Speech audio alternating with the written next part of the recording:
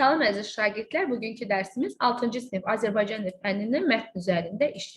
Mətnimiz Qədim Dünya adlı 6-cı bölmənin mətnlərindən biri olan Misir ehramlarıdır. Biz bu dərsdə dərsin motivasiya mərhələsi ilə tanış olacaq, mətnin məzmunu və təhlili üzərində iş aparacaq. Mətnə keçid almazdan əvvəl sizə dünyanın 7 möcüzəsi siyahısına düşən abidələri sadalamaq istərdim. İlk olaraq Xeops ehramı, Babilin asma bağları, Olimpdə Zevsin heykəli, Artemida məbədi, Rados heykəli, İskəndəriyyə mayakı və Halikarnas mavzoleyi. Məhz bugünkü mövzumuzda dünyanın 7 möcüzəsindən biri olan Xeops ehramı və ümumiyyətlə Misirdə olan ehramlar haqqındadır. Mətnimizə keçid eləyək. Bildiyimiz kimi qədim Misirdə ölkəni fironlar idarə edirdilər və fironları dəfn etmək üçün ehramlar tikirdilər. Ehramlar pilləvari bir piramida formasında yerləşirdi. Bunun da səbəbi var idi. Fironun ruhunun ilahların yanına pillələrlə qalxa bilməsi üçün məhz bu formadan istifadə etmişdilər. Ehramlar Misirin müxtəlif yerlərində olsa da, ən böyük və ən məşhurları Qahirə yaxınlığında Cizədə yerləşir. Ən məşhur və ən böyük ehram isə Xeops ehramıdır.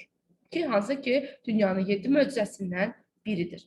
Xeops ehramı təxminən eradan əvvəl 26-cı əsrdə Firon Xeopsun şərəfinə tikilmişdir. İnşasına 20 il vaxt sərf olunmuşdur. Və Herodot yazır ki, tikintisində 100.000 qul çalışmışdır. Hündürlüyü 140 metr, özündə hər tərəfin uzunluğu isə 230 metrdir. Bu ehram dünyanın ən böyük tikilisi, yəni qədim dünyanın ən böyük tikilisi sayılır. Ehram tikintisində daş bloklardan istifadə olunmuşdu. Hər blokun çəkisi orta hesabla 2,5 ton, ən ağırı isə 15 tondur. Bu ağırlıqda daşları necə yonmaları və yaxud da onu necə daşımaları isə elm bunları izah etməkdə acizdir. Və alimlər düşünür ki, qədim Misirdə elm, texnika, astronomiya, həndəsə yüksək inkişaf həddinə çatmışdır. Bundan başqa, alimlər düşünürdülər ki, ehramların tikintisində yalnız qul əməlindən istifadə olunmuşdur. Lakin sonralar Cizə yaxınlığında bir qəsəbə tapıldı. Bu qəsəbədə muzlu inşaatçılar və sənətkarların yaşadığı sübut olundu və bu da göstərdi ki, Misirdə doğrudan da inşaatçılıq yüksək səviyyədə inkişaf etmişdir.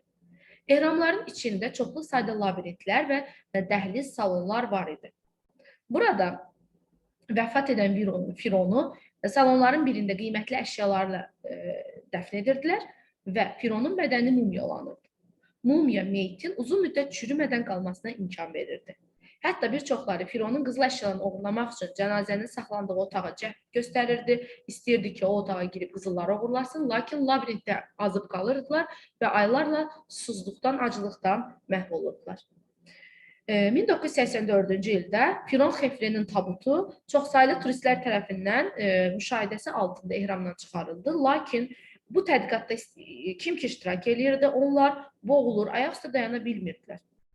Və məlum olur ki, burada hər hansı bir tədqiqat öz effektini vermir, çünki burada elə bir maddə var idi ki, ora girən adam müəmmalı bir vəziyyətdə halı pisləşir, özündən keçirdi. Daha bir qəribə hadisə də Mikerin ehramı ilə bağlı olmuşdur. Onun da cənazəsi Fironun mumyası çıxarılıb İngiltərəyə göndəriləndə yolda dənizdə batır. Və 1922-ci ildə Tutanxamonun ehramı da aşkar olunur və bu tapıntıda ən böyük tədqiqat tarixində mühüm hadisə idi və ekspedisiya qrupunun üzvləri, rəhbəri Howard Carter və Lord Carnarvon tədqiqat prosesi nəticəsində bilinməyən naməlum xəstəlikdən vəfat edirlər. Tutanxamonun ehramı tədqiqatı zamanı divarda bir yazıya rast gəlir. Bu hieroqliflərlə yazılmış bir yazı idi. Fironun rahatlığını pozan hər kəsi tezliklə ölüm gözləyir. Bütün bunlar göstərirdi ki, müasir elmin inkişaf səviyyəsi nə qədər irəli getsə də, hələ qədim dünyanın bütün sirlərini açmağa imkan verməmişdir.